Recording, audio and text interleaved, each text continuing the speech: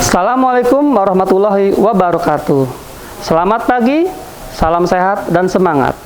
Perkenalkan, nama saya Suhandri Sumabrata.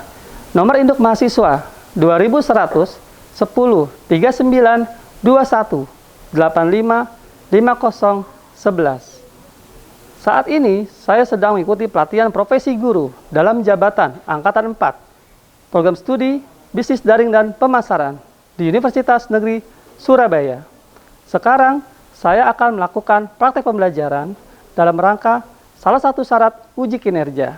Demikian, terima kasih. Wassalamualaikum warahmatullahi wabarakatuh.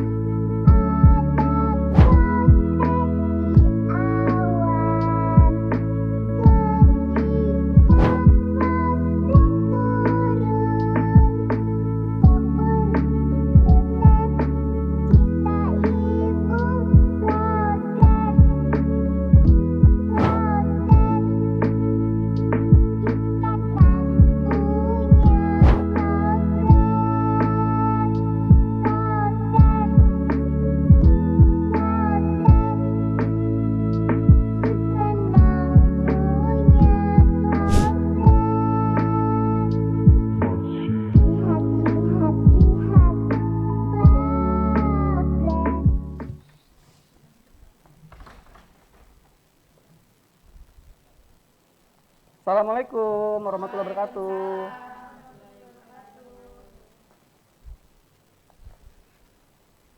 Teh, gimana kabarnya anak-anak hari ini? Alhamdulillah baik. Alhamdulillah ya. Oke, ada sarapan belum hari ini? Sudah. Oke, harus sarapan ya. Supaya kalian bisa fokus dalam pembelajaran. Oke, sebelum kita mulai belajar hari ini, tolong dicek kondisi kelasnya, mejanya, kolong bangku apakah ada sampah-sampah yang berserakan? Tidak ada ya? Oke. Sebelum kita mulai pembelajaran hari ini, alangkah baiknya kita berdoa supaya pembelajaran hari ini bisa berjalan dengan lancar. Siapkan ketua kelas, Rika, untuk memimpin doa.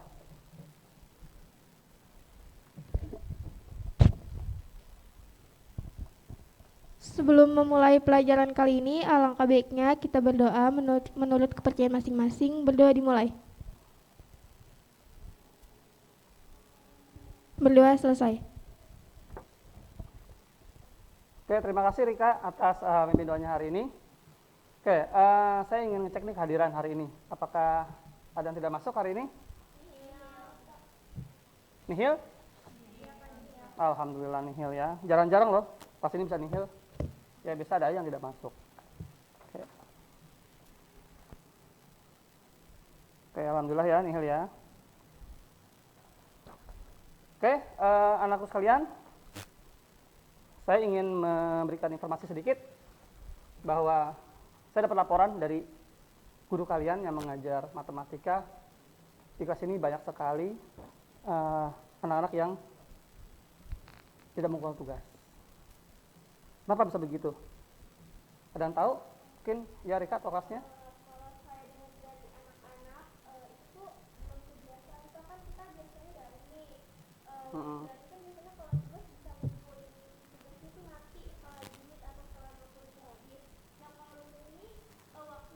Sekarang sudah pembelajaran luring, di mana tidak ada lagi dispensasi masalah waktu pengumpulan tugas.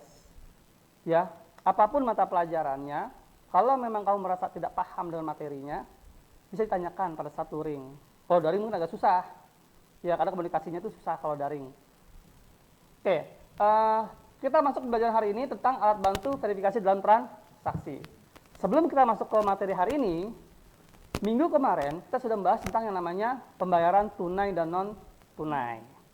Nah, ada yang tahu apa bedanya pembayaran tunai dan non-tunai? Saya Pak, Ya, saya Risma Syahidah. ya. Menurut saya, perbedaan antara pembayaran tunai dan non tunai itu, kalau misalkan pembayaran tunai itu secara cash menggunakan uang kertas, kalau pembayaran non tunai itu menggunakan kartu kredit atau kartu debit. Oh ya, ya, tepat sekali ya. Jadi yang membedakan antara pembayaran tunai dan non tunai adalah kalau pembayaran tunai itu menggunakan uang kertas, ya. Tapi kalau pembayaran non tunai menggunakan kartu pengganti uang kertas. Nah, apa kaitannya antara materi yang kemarin dengan yang sekarang? Adalah semua bentuk uang, baik dalam bentuk uang kertas maupun kartu, itu harus diverifikasi. Untuk materi ini, KD pengetahuannya adalah menerapkan pengoperasian alat bantu verifikasi. Ya. Nah, untuk KD keterampilannya, di sini mengoperasikan alat bantu verifikasi dalam transaksi. Bisa berupa alat, bisa berupa identifikasi nantinya. Nah, KD turunannya itu ada 4. Ya, yang pertama mendeskripsikan pengertian uang kartal dan uang giral. Nanti di sini kamu harus bisa menjabarkan pengertian uang kartal dan uang giral. Lalu menganalisis verifikasi kartu debit dan kartu kredit. Ya, dalam bentuk alat. Ya, bisa alat. Lalu yang ketiga menganalisis verifikasi uang kartal atau uang kertas. Nah, yang terakhir kamu harus bisa mengoperasikan verifikasi uang kartal dalam bentuk 3D dan money detector. Semuanya ini bisa kamu lakukan setelah membaca modul. Saya sudah kasih modulnya ya kemarin ya.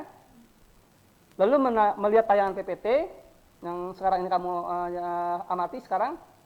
Lalu nanti kamu akan melihat tayangan video tentang permasalahan peredaran uang palsu. Setelah itu baru kamu berdiskusi kelompok dan mencari solusi dari permasalahan tersebut. Ya.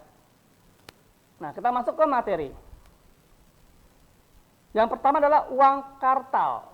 Uang kartal adalah mata uang resmi yang dipergunakan sebagai alat pembayaran yang sah di suatu negara, seperti uang kertas dan logam. Yang biasa kalian gunakan dalam transaksi itu namanya uang kartal. Ya, pecahannya dari 500 sampai dengan 100.000. Di negara kita namanya rupiah mata uangnya. Ya. Yang kedua adalah uang giral. Ya, alat pembayaran yang bukan merupakan uang kertas maupun logam. Contohnya adalah cek dan giro. Ini ada gambarnya ya, cek dan giro. Nah, bagaimana cara memverifikasi uang kartal? Itu alat yang biasa digunakan untuk memverifikasi uang kartal adalah money detector. Ya, suatu alat pendeteksi yang biasanya menggunakan sinar ultraviolet untuk memeriksa uang itu asli atau palsu. Jadi hanya tinggal disenterkan kepada kertasnya, uangnya, dan terlihat. Kalau ada tulisan nominal uang, itu berarti uangnya asli. Seperti itu. Nah, money detector terbagi menjadi 4 macam. Yang pertama adalah money detector mesin. Ini sering kita jumpai pada saat kalian ke bank atau ke toko-toko besar, ya, dia menggunakan mesin money detector karena peredaran uangnya banyak di situ. Dia butuh mesin itu. Yang kedua, money detector center. Nah, ini inovasi baru nih dari seorang penjual. Ini bisa dibawa kemana-mana, ya. Lalu yang ketiga adalah money detector bullpen atau ballpoint. Ya, ini juga inovasi baru. Yang keempat adalah money detector kalkulator. Nah, ini juga baru juga. Artinya belum banyak orang menggunakan kalkulator seperti ini. Ya, bisa menghitung uang, bisa juga buat memverifikasi uang. Namanya kalkulator money detector. Lalu yang berikutnya adalah cara yang kedua dan menggunakan 3D. Dilihat, diraba, dan diterawang. Dilihat. Gak usah pakai ya uang itu deh, ntar kamu aja di uangnya. Terikat ya. Dilihat, kalau uang kertas, jika dilihat uang asli, itu nanti warnanya itu lebih gelap. Ya, kalau uang palsu, warnanya lebih pucat. Kalau dilihat. Kalau diraba, itu kasar permukaannya. Terutama di gambar pahlawan dan nominal uang. Diterawang, menggunakan lampu, sinar lampu atau menggunakan sinar matahari, itu biasanya nanti terlihat yang namanya gambar pahlawan. Ya, ada gambar pahlawan di dalamnya, ada juga tulisan nominal uang di dalamnya. Ya, itu jika diterawang. Ya, jadi ada dua macam verifikasi uang kartal. Yang pertama money detector, yang kedua adalah menggunakan identifikasi 3D. Harus ini bisa diikuti? Paham? Nah, yang berikutnya yaitu verifikasi kartu debit dan kartu kredit. Alat ini cuma satu digunakan, yaitu namanya mesin EDC, singkatan dari Electronic Data Capture. Mesin ini digunakan pada saat pembayaran non tunai. Bagaimana Pak cara membedakan kartu ini palsu atau asli?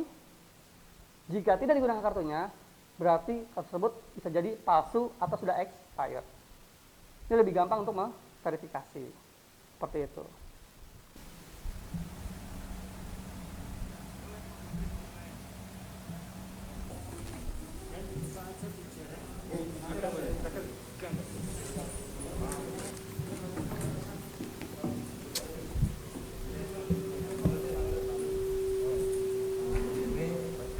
Dengan PKP di Colomadu. Ada tiga tersangka, kemudian BB, di sini ada HP, STNK, pecahan uang 100.000 sebanyak 30 dan 50 ribuan. Mereka memesan uang palsu dengan harga 1:2. Artinya membeli dengan harga 1 dapat uang palsu 2. Kalau membeli 100.000 ya dapat 200. Membeli. Oke. Tadi kalian sudah mengamati tentang video peredaran uang palsu, ya. Oke, apa yang kamu bisa tangkap dari video tersebut? Ada yang tahu? Yang kalian amati tadi apa?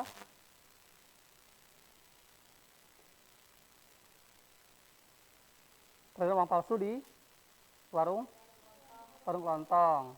Terus pecahan apa yang dipalsukan tadi di sana? 150.000, ya. Nah, jadi sekarang ada satu permasalahan di mana uang kartal yang biasa digunakan untuk transaksi itu dipalsukan oleh pelaku kejahatan. Dan sekarang dia mengincarnya itu warung kelontong, bukan warung-warung besar lagi. Karena dianggap warung kelontong itu tidak punya pengetahuan dalam memverifikasi uang palsu. Nah, di sini kalian beranggapan sebagai seorang pelaku usaha warung kelontong harus bisa mencari solusi dari permasalahan itu. Ya, andaikan kalian sebagai pelaku usaha warung kelontong, bagaimana caranya supaya tidak terhindar dari yang namanya kejahatan uang palsu? Ya, ini kayaknya saya lihat mukanya kayak muka-muka bingung ini. Supaya nggak bingung, kita coba bakar semangatnya yuk. Ya, oke, silakan diri. Kita buat yel-yel, ya. Nanti saya pandu ya. Nanti saya bilang, saya sebutkan SMK bisa, SMK hebat, SMK 14 luar biasa, jaya, jaya, jaya. Mulai ya. SMK? Bisa. SMK? Hebat. SMK 14? Luar biasa. Jaya, jaya, jaya. Tepuk tangan dong. Wah, sekali lagi ya. SMK? Bisa. SMK? Hebat. SMK 14? Luar biasa. Jaya, jaya, jaya. Oke. Oke, silakan duduk. Nah, untuk membuat diskusi kelompok, saya ingin membagi kelompok jadi dua. Ya, dua kelompok. Kelompok satu, kelompok dua. Kelompok UPIN dan kelompok IPIN. Nah, di sini saya sudah mempunyai kertas. Ya.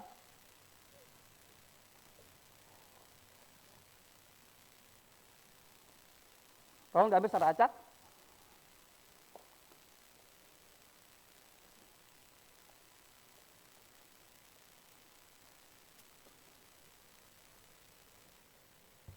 Dan dibuka dulu.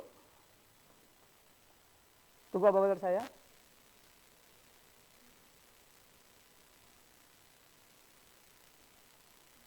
Ya. Kita buka sama-sama ya.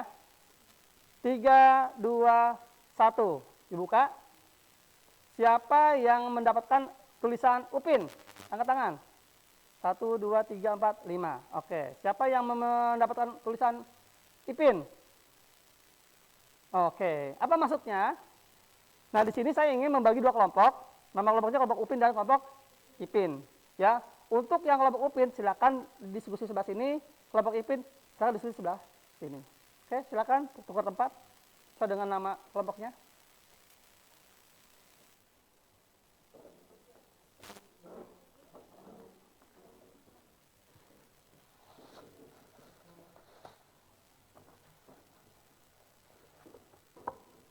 Nah, saya akan bagikan LKPD.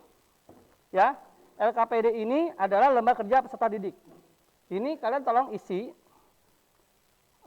solusi dari permasalahan tersebut. Ya, langkah-langkah sudah di dalam. Jadi tugasnya adalah kalian berdiskusi, mencari solusi yang menurut kalian lebih efektif dalam mengatasi permasalahan tentang peredaran uang palsu. Setelah dapat, diambil satu solusinya, baru di-share kepada kita pada saat paparan presentasi. Paham ya? Oke. Satu kelompok saya isi.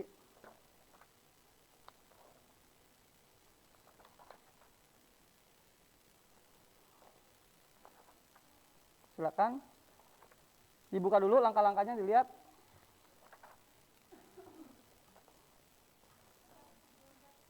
Cuma 4.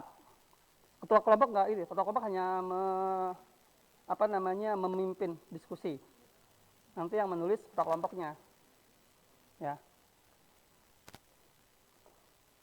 Silakan diskusi kelompok. Tadi kan kita udah ngeliat nih video di layar mengenai peredaran uang palsu di toko-toko kelontong. Nah, di sini kita mau diskusiin gimana sih caranya biar nggak terjadi peredaran uang palsu itu. Ada saran nggak dari kalian? Saya ada saran. Menurut saya, kita bisa menggunakan metode 3D, dilihat, diraba, dan diterawang. Karena semua orang bisa mengidentifikasi uang dengan menggunakan metode tersebut. Makasih Rizka. Yang lain ada yang mau ngasih saran juga? Boleh? Menurut saya lebih baik memakai money detector karena lebih akurat dan pengoperasiannya lebih cepat. Oke, makasih April. Di sini ada yang mau nanggapin atau ada yang mau ngasih saran? Menurut saya lebih baik ditempel uang palsu atau uang mainan di etalase toko dan menuliskan tidak menerima uang palsu di etalase toko. Makasih Desi. Tere mau nanggepin atau mau nambahin? Menurut saya saya setuju dengan pendapat Rizka karena 3D itu lebih mudah dipelajari oleh semua orang. Sedangkan kalau money detector itu nggak semua orang punya biaya lebih buat membeli mesin. Oke, setelah saya dengar pendapat dari kalian di sini, benar juga kata Tere, saya akan ngambil pendapat dari Rizka mengenai metode 3D. Oke, jadi di sini tinggal ditulis, kita bikin PPT-nya ya. Oke, makasih. Oke, gimana Rizka? Sampai di mana progresnya? Progres kita di sini kita menggunakan solusi metode 3D, Pak. Kenapa pilih 3D? Menurut kita sendiri, di sini 3D itu bisa dilakukan oleh semua orang, Pak. Oh gitu. Oke. Ditulis ya, ditulis tulisan tangan dulu lalu nanti diketik di PPT. Iya, Pak.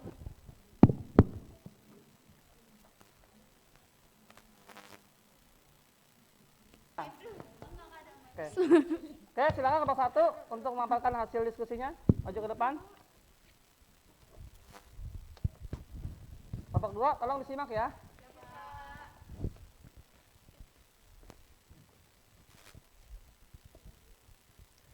Assalamualaikum warahmatullahi wabarakatuh. Waalaikumsalam warahmatullahi wabarakatuh. Kami dari kelompok 1 atau kelompok UPIN. Di sini kita akan memaparkan hasil diskusi dari kelompok kita. Boleh next? Nah, di sini hasil diskusi kita itu menggunakan metode 3D, dilihat, diraba, dan diterawang untuk membedakan uang asli dan palsu. Nah, untuk anggotanya, saya sendiri sebagai ketua, Rika, lalu ada teman saya, Tere, Desi, ada Rizka, dan ada April. Next. Nah, overview topiknya yaitu cara membedakan uang asli dan palsu menggunakan metode 3D, yaitu dilihat, diraba, dan diterawang. Nah, untuk dilihat sendiri, boleh minta bantuannya satu orang. Nah, di sini saya udah membawakan contoh duit asli. Nah, kalau duit asli ini, kalau dilihat dari sesama secara mata telanjang itu duit asli itu lebih gelap daripada duit palsu. Kalau duit palsu tuh lebih terang gitu. Nah, lalu untuk di bagian sini kode tulisan BI-nya ini hanya bisa dilihat dari beberapa arah saja. Boleh next. Lalu diraba. Nah, kalau untuk diraba nih di bagian ini itu bakal terlihat kasar. Lalu di bagian ini kode blind. Yang dua ini biasanya tuh digunakan untuk tunanetra. Di setiap mata uang itu berbeda-beda. Next. Lalu diterawang. Nah, kalau buat diterawang sendiri itu menggunakan sinar matahari atau pencahayaan di bagian sini. Boleh. Nah, di bagian sini tuh bakal terlihat gambar pahlawan lagi. Nah, lalu di bagian ini yang ada benang-benangnya ini akan terlihat muncul kalau untuk diterawang. Oke, di sini bakal disimpulin oleh teman saya, Rizka. Jadi saya ingin menyimpulkan mengapa kita memakai metode 3D. Karena semua orang bisa belajar untuk mengidentifikasi uang kertas sehingga kita bisa terhindar dari namanya peredaran uang palsu gitu. Dari penjelasan dan kesimpulan yang dibaca oleh Rizka, ada gak sih pertanyaan? Ya. Ya, silakan.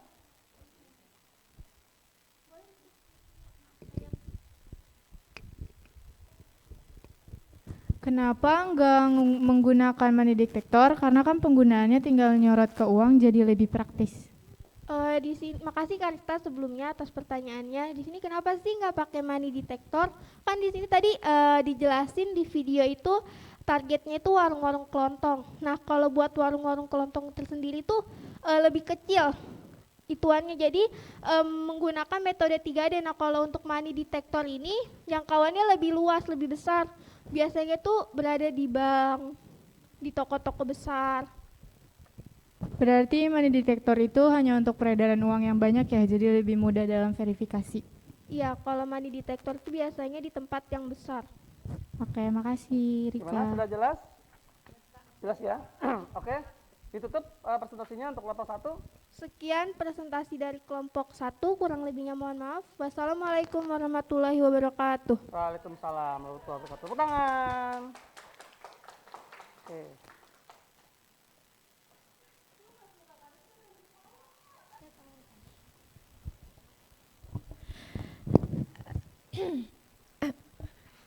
Assalamualaikum warahmatullahi wabarakatuh. Waalaikumsalam warahmatullahi wabarakatuh. Nama saya Aulia Rahmawati dari kelompok IPIN, dan ini teman-teman saya ada Risma Saidah, Nabila Zaniati, Karista Nur Oktavia, sama Nadia Triasi. Solusi dari kelompok kami adalah dengan cara menempelkan uang palsu di etalase toko.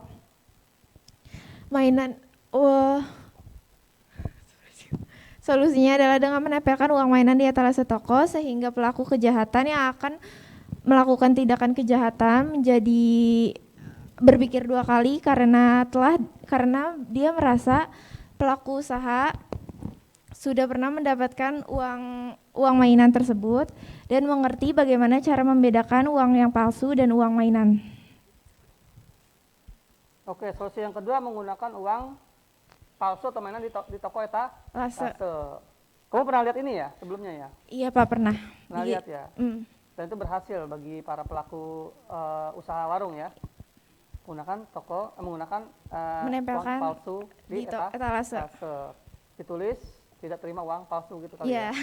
Oke, silakan ditutup presentasinya. Sekian dari presentasi kelompok kami, kurang lebihnya mohon maaf. Wassalamualaikum warahmatullahi wabarakatuh. Waalaikumsalam warahmatullahi wabarakatuh. Oke, selesai sudah diskusi pada hari ini. Saya ingin tahu apa sih kesimpulan dari diskusi hari ini. Ada yang bisa tahu? Ada yang bisa jawab? Oke, Rizka silakan. Dari hasil pengamatan saya, kesimpulan untuk solusi peredaran uang palsu ini kita menggunakan ada 3 cara. Yang pertama, mengidentifikasi dengan metode 3D, dilihat, diraba, dan diterawang. Yang kedua, kita menggunakan money detector dengan sinar ultraviolet. Dan yang ketiga, kita menempelkan uang mainan atau uang palsu di etalase toko kelontong agar kita bisa terhindar dari kejahatan peredaran uang palsu gitu. Oke, benar ya. Jadi ada 3. Terima kasih Rizka atas jawabannya. Ada 3 cara untuk menghindari peredaran uang palsu. Yang pertama dengan cara identifikasi 3D, dilihat, diraba, dan diterawang. Yang kedua dengan cara menggunakan money detector. Yang ketiga dengan cara menempelkan uang mainan di etalase. Nah, saya ingin tahu nih, apa manfaat materi hari ini bagi kalian sebagai seorang pelajar? Ada yang tahu? Ya, silakan Tere. Menurut saya manfaat pada materi menurut saya manfaat materi pada hari ini yaitu kita dapat terhindar dari pelaku kejahatan peredaran uang palsu saat kita transaksi di warung atau toko-toko retail. Oke, benar ya. Jadi kalian sebagai seorang pelajar kan kalian sering ini nih jajan ya, sering transaksi di luar, di warung kelontong, warung kecil. Nah, dengan adanya keterampilan tersebut kalian bisa memahami dan bisa menghindari dari peredaran uang palsu. Sehingga materi sangat bermanfaat bagi kalian. Ya. Oke, selesai sudah materi hari ini. Tapi sebelum kita tutup materi hari ini, saya akan berikan evaluasi berupa tes formatif yang sudah saya share linknya lewat tutorial kelas oleh Rika. Tolong Rika di-share ke grup tentang tes formatif materi ini. Silakan, waktunya 10 menit dari sekarang.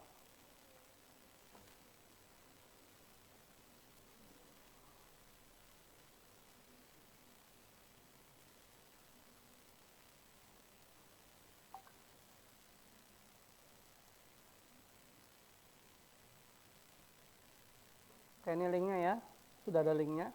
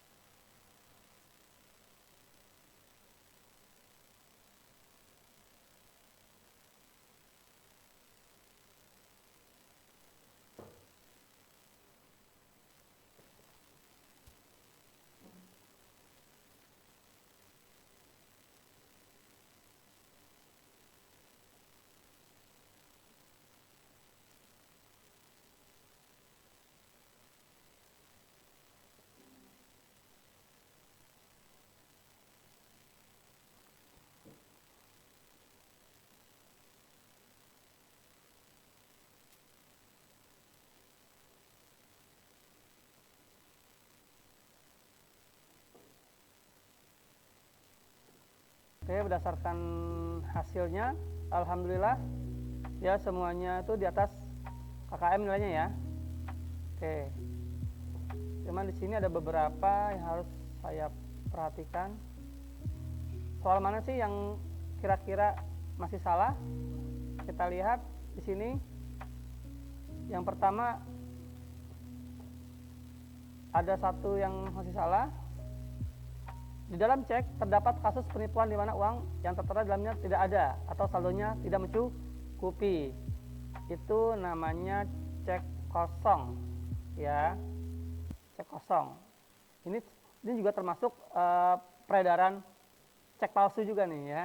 Kalau uangnya uang palsu, cek juga ada yang palsu, namanya cek kosong. Lalu yang berikutnya di sini ada yang salah juga. Oke, jelas ya di sini ya. Oke, sebelum saya tutup pembelajaran hari ini, jangan lupa nanti untuk next berikutnya kalian pelajari materi tentang alat komunikasi dan transaksi. Ya, dibuat resumenya, nanti minggu depan kita akan bahas tentang materi tersebut.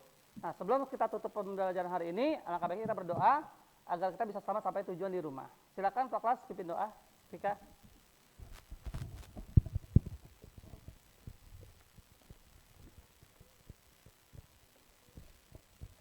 Sebelum kita menutup pelajaran kali ini, alangkah baiknya kita berdoa menurut kepercayaan masing-masing. Berdoa dimulai. Berdoa selesai. Oke, terima kasih Rizka atas pimpin doanya. Oke, saya tutup pembelajaran hari ini. Terima kasih atas waktunya. Salam kepada orang tua kalian di rumah. Assalamualaikum warahmatullahi wabarakatuh.